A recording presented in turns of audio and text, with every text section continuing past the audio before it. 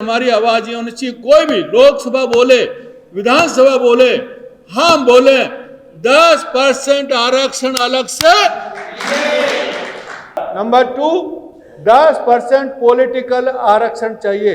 यदि हमें separate reservation नहीं मिला, कोई विकास हमारा होने वाला नहीं है। मैं बता देता हूं, 10 करोड़, 20 करोड़, 100 करोड़ की योजनाएं, दाल चावल की योजना हमें नहीं चाहिए।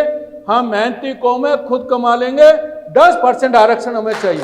1871 से लेकर 1952 तक, और आज भी हम चोर करके जी रहे हैं।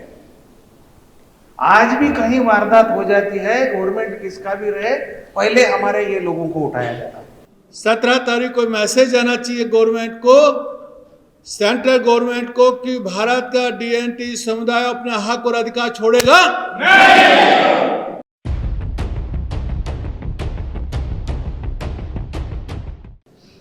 सबको मेरा नमस्कार। सबसे एक ही रिक्वेस्ट है, थोड़ा इधर ध्यान दें, क्योंकि बहुत दूर दूर से लोग आए हैं एक दूसरे को सुनने के लिए। यदि आप आपस में बात करेंगे ना, तो किसी की भी बात सुन नहीं पाएंगे, है ना। तो मेरी रिक्वेस्ट है कि आज ये मीटिंग हम लोग कर रहे हैं, मेरी राठौड़ साहब से भी बात हुई, सब जगह से टीम आई है।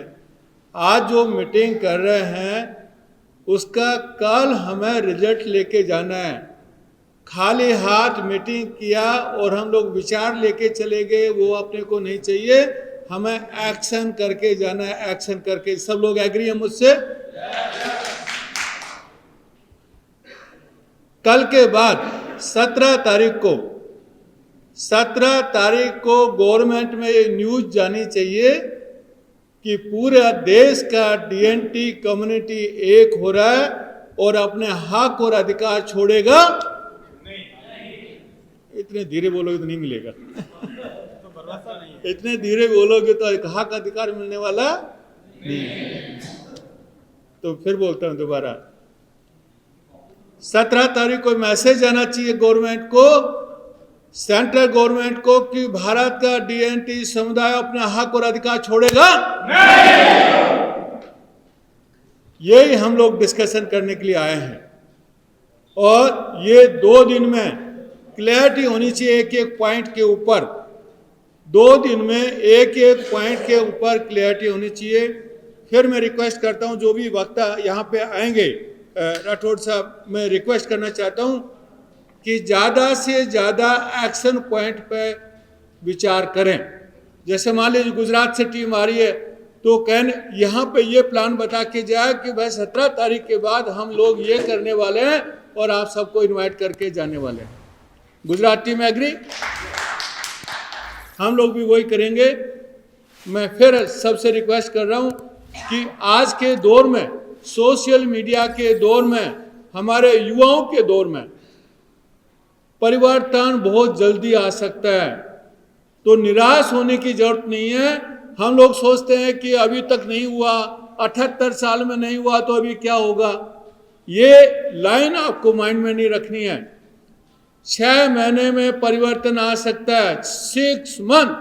तो 6 महीने में हमें ये परिवर्तन लेके आना है, तो हमें एकजुटता दिखानी पड़ेगी और पूरे देश में ये अभियान चलाना पड़ेगा कि डीएनटी समाज एक समाज है। जैसे एससी, आज कोई एससी वाला अपनी जात बताता है? नहीं बताता। क्या बोलता है? मैं एससी से हूं। एसटी वाला कुछ बोलता है? नहीं। क्या बोलता है? मैं एसटी से। हमें भी क्या बोलना पड़ेगा? डीएनटी। मैं इस समाज का हूं, इस समाज का हूं, ये सब बोलना पड़ेगा। एक क्लास का नाम लेके हमें शुरू करना पड़ेगा कि आई एम फ्रॉम डीएनटी, और तब डीएनटी समाज हमारा पूरा देश में एक होगा। और मैं राजस्थान के एक्सपीरियंस से आपको बता रहा हूँ, 1 साल से हम लोग आंदोलन कर रहे हैं, सब आप सोशल मीडिया से जुड़े हुए हैं। सरकार झुकेगी, सरकार को हमने झुकाया है, और यहां भी सरकार झुकेगी, केंद्र सरकार भी झुकेगी यदि हम लोग एक रहे। इसलिए 10 मिनट का टाइम दिया, मैं 5 मिनट ही ले रहा हूं। इसलिए मेरे साथियों, यहां पे फिर मैं दोबारा से बार बार उसी शब्द को रिपीट कर रहा हूं, 17 तारीख के बाद हम कोई भी विचार नहीं करेंगे ये होना चाहिए वो होना चाहिए। एक लाइन पूरे देश में जाने चाहिए कि ABC ये 3 काम करना है, और तीनों कामों के ऊपर हम जुटे तो हमें सारे हक और अधिकार मिलेंगे। क्यों? क्योंकि हमारा हक और अधिकार कानून सम्मत है। आपके सामने रेणुके साहब बैठे हुए हैं, साक्षात उनकी रिपोर्ट मैंने पूरी पढ़ी है एक एक अक्षर, और उसमें एक लाइन मुझे बहुत अच्छी लगी। उन्होंने लिखा है कि भाई अभी तक इनको अधिकार क्यों नहीं मिले। बड़ा सुंदर उन्होंने लिखा है, sir I appreciate that line. उन्होंने सुंदर से लिखा है कि भाई इनका कोई नेता नहीं था और दूसरे नेताओं ने इनकी मांग उठाई।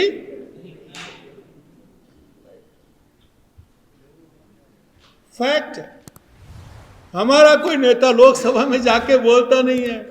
हम दूसरों से रिक्वेस्ट करते हैं, भाई साहब हमारी भी आवाज उठाना, भाई साहब हमारी भी आवाज उठाना। आवाज उठाएगा तो तोड़ फोड़ के उठाएगा, इनको आयोग बना दो, इनको फलाना बना दो। अरे भाई सीधा सीधा बोल, 10% आरक्षण मिलना, 10% आरक्षण लेके रहेंगे। ये आवाज जब तक लोकसभा और विधानसभा में नहीं उठेगी तब तक DNT समाज का उत्थान नहीं होगा। और रेणुके साहब ने खुद ने रिकमेंड किया कि 10% आरक्षण मिलना चाहिए। साइंटिफिकली सारी रिपोर्ट पढ़ी है, पॉपुलेशन कितनी होनी चाहिए, क्या होनी चाहिए। इदाते ने भी सेम रिपोर्ट दिया कि सब कोटा होना चाहिए। सुप्रीम कोर्ट ने खुद डिसीजन दिया है कि OBC का वर्गीकरण ABC में होना चाहिए और A में DNT है। आंध्र प्रदेश में दिया हुआ है, महाराष्ट्र में भी दिया हुआ है। ये हमारा कानून सम्मत है। बाकी लोगों का तो कानून सम्मत नहीं है, फिर भी लाठी के जोर पे ले जा रहे हैं, ले जा रहे। आपने देखा महाराष्ट्र में कानून में सम्मत नहीं है, फिर भी लाठी के जोर पे लेके गए कि नहीं गए। लेकिन हमारा तो कानून में लिखा है, कानून में लिखा है। आजादी के बाद से कोई भी आप किताब पढ़ के देख लो, कानून में लिखा है कि इन समाजों का अलग से ट्रीटमेंट होना चाहिए, इनको अलग से आरक्षण मिलना चाहिए। इसलिए हमारी आवाज ये होनी चाहिए, कोई भी लोकसभा बोले, विधानसभा बोले, हम बोले 10% आरक्षण अलग से, यही मेरा कहना है। और इसी के ऊपर डिस्कस करके जाएंगे। और अभी हमने तय किया, राजस्थान में तो हमने तय कर लिया है, आज हमने लिस्ट लिया है कि ताकि इंडिया में तय कर सकें। राजस्थान में हमें तय कर लिया है, किसी भी कीमत पे अपना हक और अधिकार छोड़ेंगे नहीं। नंबर 2, रेणुके साहब यहाँ पे है, जो उन्होंने पॉपुलेशन का जो काउंट किया, 10 करोड़ जब थी, जब हमारी 100 करोड़ का पॉपुलेशन था, और हमने जो राजस्थान में काउंट किया 15% पॉपुलेशन है। 15% पॉपुलेशन का मतलब है 21 करोड़ की जो पॉपुलेशन पूरे इंडिया में, 140 का 15% लगाइए तो 21% आएगा, 21 करोड़ आएगा। नंबर 3 कि इन DNT को कॉन्स्टिट्यूशनली हर आयोग ने बोला है कि भाई आप सेपरेट रिजर्वेशन दीजिए। रिजर्वेशन विद इन रिजर्वेशन का अभी आप फॉर्मूला ले सकते हैं, लेकिन हमें सेपरेट रिजर्वेशन चाहिए 10%, और यही हमारी मांग है। यदि हमें सेपरेट रिजर्वेशन नहीं मिला, कोई विकास हमारा होने वाला नहीं है, मैं बता देता हूं। 10 करोड़ 20 करोड़ 100 करोड़ की योजनाएं, दाल चावल की योजना हमें नहीं चाहिए। हम मेहनती कौम है, खुद कमा लेंगे। 10% आरक्षण हमें चाहिए।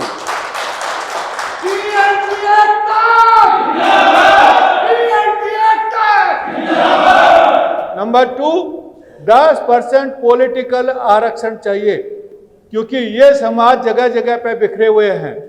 एक मुफ्त वोटिंग नहीं कर सकते, लेकिन आप समझ सकते हैं 21 करोड़ का पॉपुलेशन का मतलब है 20% बच्चे आप निकाल दीजिए, 17 करोड़ वोट हमारे पास हैं। 17 करोड़ में सरकार बना सकते हैं और बिगाड़ भी सकते हैं। नंबर 3 हमें, हमारी जो कम्युनिटी है घुमंतू कम्युनिटी है, घर नहीं है लोगों के पास, पट्टे नहीं है लोगों के पास, जमीन घर के गांव के बाहर रहते हैं, तोड़ के चले जाते हैं, घर बसाने की कोई योजना नहीं है। लेकिन हर स्टेट में घर तोड़ने की योजना है। इसलिए मैं घर चाहिए, पट्टे चाहिए और उनके आवास चाहिए। 3 बातों पे हम कोई समझौता नहीं करना चाहते किसी भी सरकार से। इसलिए हमें अपोजिशन लीडर से यही हमारी रिक्वेस्ट करेगी, ये 3 बातें हमें चाहिए। 10% रिजर्वेशन, 10% पॉलिटिकल रिजर्वेशन और हमारे आवास की समस्या, पट्टे की समस्या।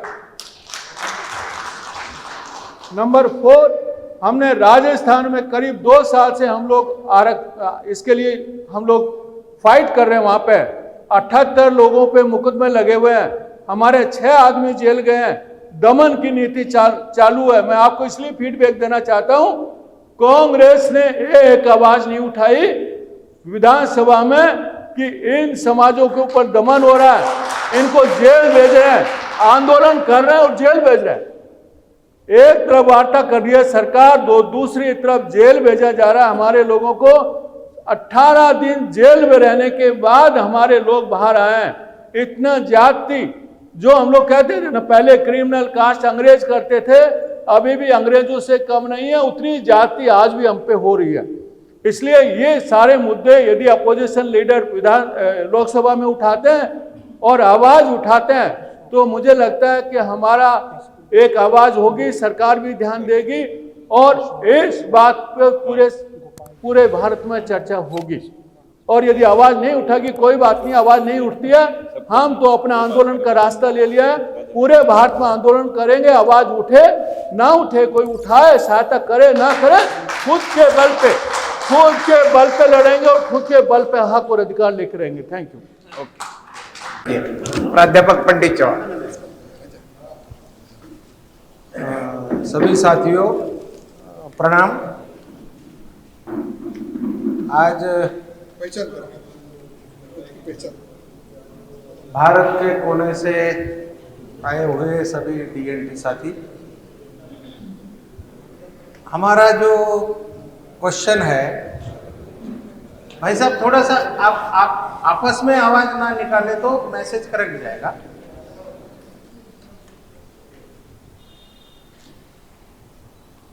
(1871) में इंडिया में क्रिमिनल ट्राइब एक्ट लगाया गया, इतिहास सबको मालूम है।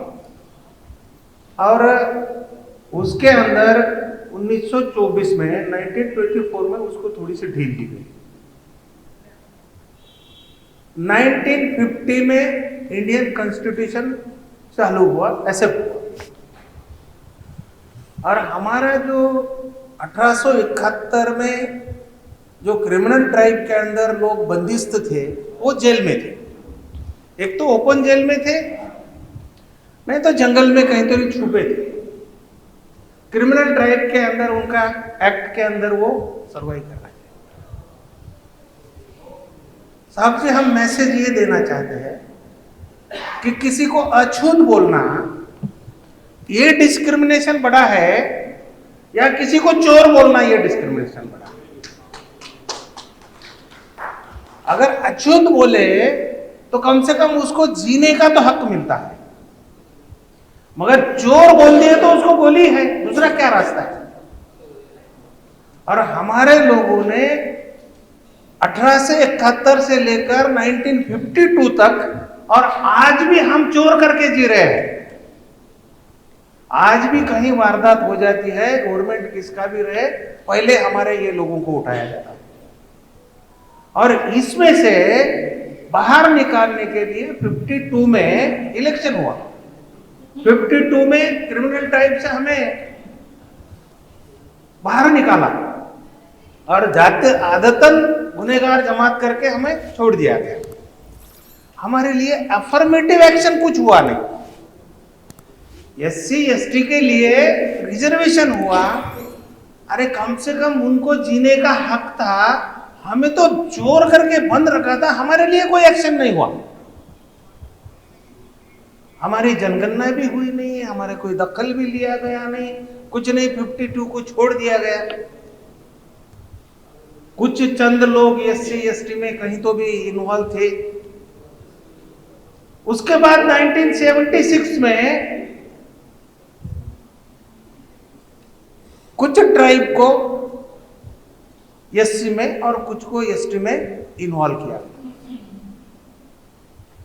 और वो जो लोगों को अफर्मेटिव एक्शन के अंदर इनको ट्राइब का या एससी का दर्जा देके इनके जीवन में सुधार लाना था, जीवन के सुधार लाने के लिए किसी ही गवर्नमेंट ने काम किया नहीं। हालांकि पहली सरकारें जो थी एजुकेशन आखिर तक गया, ये घूमतू लोग कहीं कहीं बसे, कुछ घूमते रहे, उसमें से थोड़ा सा पढ़ाई लिखाई होके डीएनटी करके कहीं कहीं जगह पे रिजर्वेशन मिला, थोड़ा सा अपलिफ्टमेंट हुआ, नहीं ऐसा नहीं है। मगर इनके लिए जो स्पेशल प्रोविजन होना चाहिए, आज भी लोगों को 72% लोगों के पास आज भी आधार कार्ड नहीं है, उनके पास रेशन कार्ड नहीं है, उनके पास कोई 8 नंबर का नमूना नहीं है। और उनको पूछा जाता है कि भाई बहुत सारे जगह एससी में लोग हैं, एसटी में लोग हैं, और उनको पूछा जाता है कि 1931 का तुम्हारा एविडेंस दो कि तुम 31 में यहाँ पे। अरे उसका घर ही नहीं है, उसकी भूमि ही नहीं है, उसको कुछ भी नहीं है, और उसके पास तुम 31 का मांगोगे, क्या मांगेगा? कल पंजाब में था, परसों दिल्ली में आ गया, उसके बाद महाराष्ट्र में चले गया, उसके बाद तमिलनाडु में चला गया, घूम रहा है रोटी के लिए। और हम सोशल डेमोक्रेसी बोलने वाले गवर्नमेंट, हम इसके बारे में सोचे और हम आपसे आग्रह करते हैं कि आप एलओपी के बहुत नजदीक के हो, हम आपके से स्पेशल गुजारा करेंगे कि भाई आप एलओपी को हमारी बात बताए कि ये तकरीबन 70 करोड़ लोग हैं, 15 to 60% लोग हैं, 20 करोड़ के आसपास ये लोग हैं, और आज भी इन लोगों के रहने के घर का इंतजाम नहीं है, आज की इन लोगों के ठहरने का इंतजाम नहीं है, आज की इनके नाम पे भूमि नहीं है। चंद लोग, हमारे जैसे चंद लोग, थोड़ा बहुत मिला है, सर्विस लगी है, कहीं कहीं लगी है, और हमको देख के पूरे समाज का तुम वैल्यूएशन मत करो, पूरे समाज को देखो। अरे वो समाज में क्या है? राजस्थान में मैं घुमा हूं, राजस्थान में दिन दहाड़े औरत को उठा के ले गया जाता है, दिन दहाड़े उठा के ले गया जाता है। और इसके लिए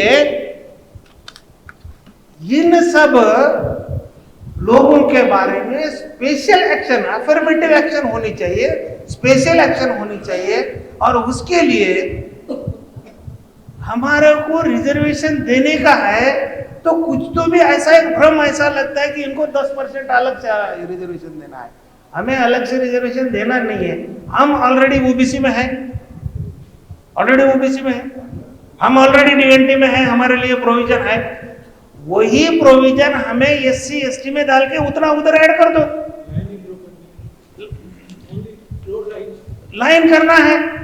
और उसके लिए ऐसा बखेड़ा खड़ा किया जाता है कि इनको 10% देना है तो 50% क्रॉस करना है, फिर उसके लिए वो केसेस आ जाएंगे, कोर्ट आ जाएंगे। कोई जरूरत नहीं है।